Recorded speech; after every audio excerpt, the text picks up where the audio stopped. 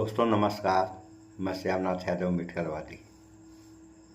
जैसा कि आप लोग जानते ही हैं कि आज के समय प्रधानमंत्री नरेंद्र मोदी के डिग्री पे सवाल उठ गया है, तो इस बारे में 2-3 पोस्ट हम आप लोगों को दिखा रहे हैं और एक समाचार भी इससे संबंधित दिखाएंगे। तो एक पोस्ट ये है, इसका लेख है, जो डिग्री अमित शाह प्रेस को दिखा सकते हैं उसे सार्वजनिक दिखाने में क्यों डर लग रहा है, फर्जी है क्या? ये कहना है पंकज चतुर्वेदी, वरिष्ठ पत्रकार हैं ये। और ये पोस्ट देख लें आप लोग। देखिए ये पोस्ट है, ये भी साफ नहीं आ रहा है, इसको साफ करके हम दिखा दे रहे हैं। देखिए ये लोग, ये रहा पोस्ट, देख लिया आप लोगों ने। अभी और दिखा रहे हैं। अब दूसरा है कि देश की 2 यूनिवर्सिटी अपने होनहार छात्र की एमए और बीए की डिग्री क्यों नहीं दिखाना चाहती हैं। ये कहना है वरिष्ठ पत्रकार रवीश कुमार का। देखिए ये पोस्ट है और इसके बाद एक और दिखा रहे हैं, ये भी देख लीजिए आप लोग। ये है, इसका लेख है, मैं प्रकाश राज हूँ, मैं कोई डिग्री धारक नहीं हूँ, मुझे इसमें कोई शर्म नहीं है, मैं इसे छिपाना नहीं चाहता। प्रकाश राज एक्टर हैं ये। देखिए ये वाला पोस्ट आप लोग देख लें। देख लिया पोस्ट आप लोगों ने। अब इस पे आप लोगों को एक हम समाचार दिखा दे रहे हैं, थोड़ा सा समाचार भी आप लोग देख लें, उसके बाद कुछ और बात हो जाए थोड़ा बहुत। प्रधानमंत्री देखिए बात अभी दिखा रहे हैं। विदेशी सैंडल जिसमें लगे थे हीरे, जैस्मिन के मन को भा रही थी, लेकिन जब पति ने उसे वो प्रधानमंत्री नरेंद्र मोदी अपनी डिग्री नहीं दिखाएंगे और बाकायदा कोर्ट का आदेश आ गया है। दिल्ली हाई कोर्ट ने अभी कुछ देर पहले अपना आदेश सुनाया और दिल्ली हाई कोर्ट ने कहा कि प्रधानमंत्री नरेंद्र मोदी को अपनी डिग्री दिखाने की कोई आवश्यकता नहीं है। दोस्तों इस खबर में मैं गहराई में जाऊं और इस खबर में एक एक पहलू आपके सामने रखूं, उससे पहले 2-3 चीजें आप सुन लीजिए। सबसे बड़ी बात तो ये है कि नरेंद्र मोदी कहते थे कि मैं फकीर आदमी हूं, झोला उठा करके चला जाऊंगा, मेरा क्या है, मैं किसके लिए कर रहा हूं।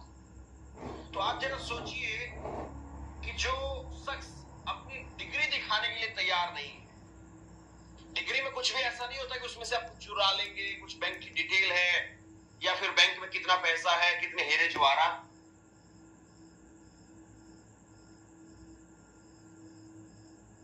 रखे हैं, कितने लोकर में क्या पैसा रखा, वो नहीं पूछा जा रहा है। सिर्फ डिग्री पूछी जा रही थी कि डिग्री आपकी है या नहीं है, आपकी डिग्री आपने कौन से सन में पास की, कितने नंबर आए। तो जो डिग्री दिखाने के लिए तैयार नहीं है, क्या वो फकीर आदमी कल को झोला दिखा पाएगा अपना कि झोले में क्या है या क्या नहीं है? पहला सवाल। दूसरा सवाल, जो सीए एनआरसी के नाम पर बीजेपी के समर्थक कहते थे कि कागज तो दिखाना पड़ेगा, अब बताइए दुनिया भर से कागज मांगे जा रहे थे और अपनी डिग्री दिखाने के लिए तैयार नहीं है।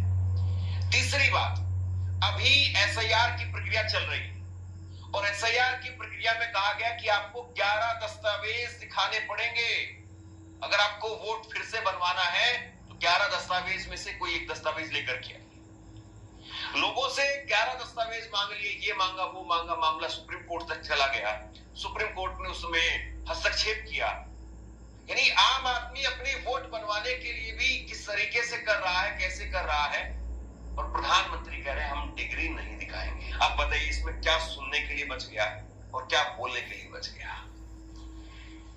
2016 में, 2 लाइन में और बताता हूं मैं आपको, 2016 के अंदर सीआईसी, केंद्रीय सूचना आयोग, सेंट्रल इंफॉर्मेशन कमिश्नर, उन्होंने कहा कि आप यानी दिल्ली यूनिवर्सिटी नरेंद्र मोदी साहब की डिग्री दिखा दें।